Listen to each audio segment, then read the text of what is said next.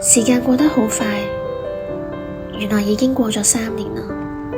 喺呢段時間，有時喺人海當中，會好似見到一個好熟悉嘅身影，會諗起返一啲片段。其實咁都幾好啊，起碼喺回憶入面嘅我哋都係快樂嘅，而到最後我哋都有好好祝福大家。我不敢說有心找便有戀人，看月老待人都狠，我都知道有些等待已成空等，每日是抽不中獎品。我覺得每一個人都好似一塊石頭，有啲會三尖八角啲，岩巉啲，有啲就已經磨掉咗好多稜角。唔知呢啲石頭又經歷過啲咩呢？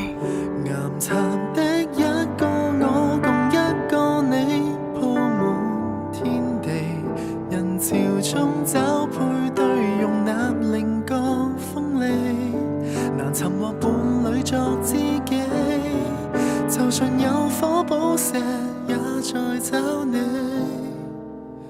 突出與凹陷，全部吻合到你。喺呢個乜都講求要快嘅世界，我都係想跟隨返自己嘅步伐，一步步咁尋找另一塊石頭。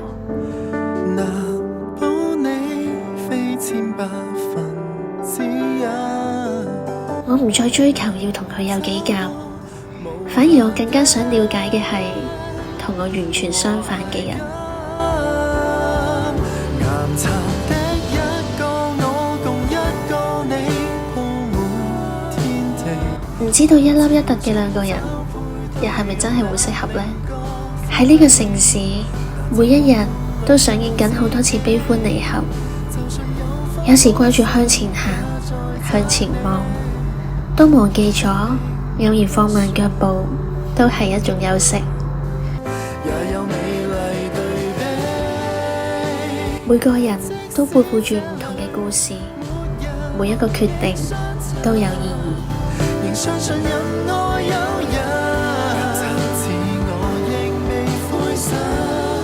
無論終點喺邊，都要記得揾一個棲息嘅地方俾自己。再多人不幸，有些幸運兒仲可能會喺呢個地方遇上凹陷，遇到屬於自己嘅石頭。